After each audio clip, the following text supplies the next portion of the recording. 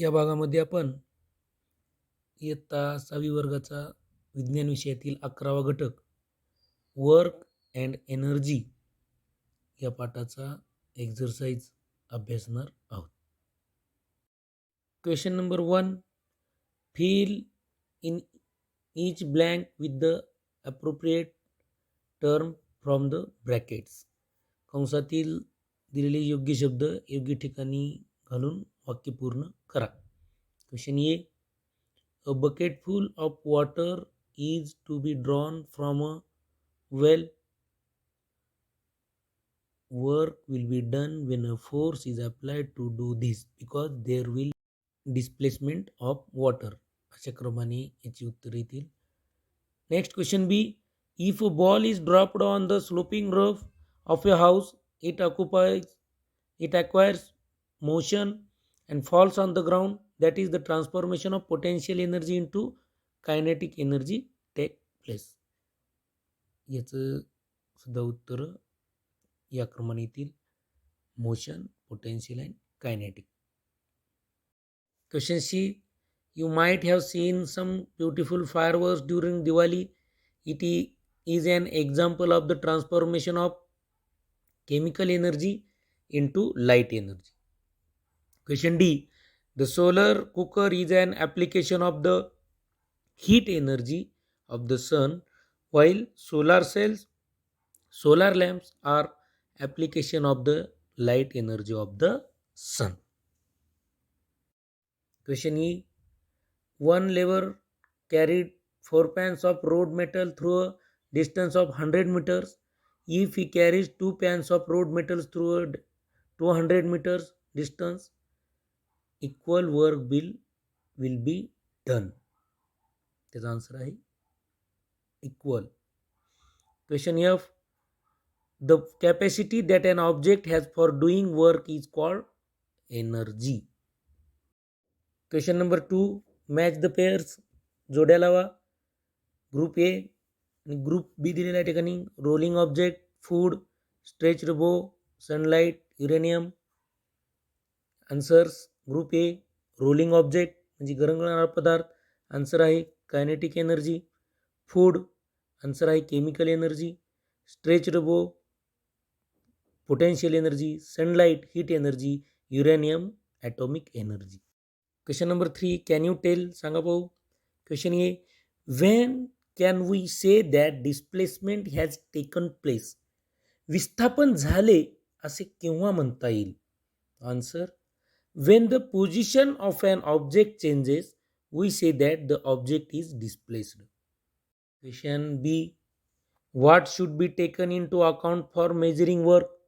कार्य मोजण्यासाठी कशाचा विचार करावा लागेल. For measuring work, both force and displacement must be taken into account. बल आणि विस्थापन हे धरावे लागेल. Question C, what are the various forms of energy. ऊर्जेची विविध रूपं कोणती. Mechanical energy, heat energy, light energy, sound energy and chemical energy are the various forms of energy. Question number D, describe one natural chain of transformation of energy. निसर्गातील ऊर्जा रूपांतरणाची एक साखळी सांगा. When a candle is light, the chemical energy stored in its wax gets converted into heat and light energy. Next question, question number E. Why should we save energy? ऊर्जेची बचत का करावी. Due to increasing population and increasing use of energy resources, there is a danger that limited reserves of coal, petrol, etc. will get exhausted. Hence, we should save energy for future generation. भविष्यातील येणाऱ्या पिढीसाठी आपण बचत केली पाहिजे. Next question, what is green energy. हरित ऊर्जा कशाला म्हणतात. The forms of energy which do not produce smoke and carbon gases such as carbon dioxide and carbon monoxide are known as green energy. Next question, what are the non-conventional energy resources, ऊर्जेचे अपारंपरिक ऊर्जा स्रोत कोणते? Non-conventional energy resources are inexhaustible in nature and can be used in various forms again and again. For example, wind energy, tidal energy, solar energy, etc. Next question. Which forms of energy from the sun are used in solar energy device? सौर ऊर्जा उपकरणामध्ये सूर्यापासून मिळणाऱ्या कोणत्या ऊर्जेचा वापर केला जातो?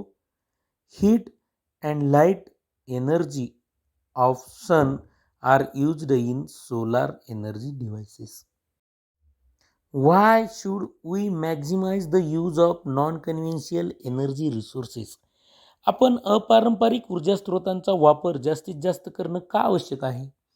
Because of increase in population and uses of energy resources, there is a potential danger of limited reserve of conventional energy resources such as coal, petrol, diesel, crude oil and natural gas getting exhausted in future. Therefore, it will be better to maximize the use of non-conventional energy resources to remove the danger of extinction of conventional energy resources. Question number 4. What is the odd one out? वेगळा घटक ओळखा. Question 1. Diesel, crude oil, natural gas, wine. Answer is wine. वेगळा घटक आहे वारा, wind. Question number 2. A running car, hauling a log, a book kept on a table, picking up the school bag. या ठिकाणी answer आहे a book kept on a table. हा घटक जो आहे तो वेगळा आहे. Question number 3. Sunlight, wind, wave, petrol. Answer is petrol. Question number 4. Leaving the fan on in an vacant room, leaving the TV on while working, using a AC during winter, putting off the light when going out. Answer, putting off the light when going out. Question number 5. Find out the types of energy from the following puzzle. खालील कोड्यातून ऊर्जेचे प्रकार शोधून काढा. काही ऊर्जेचे प्रकार दिले आहेत ते आपल्याला शोधायचे आहेत.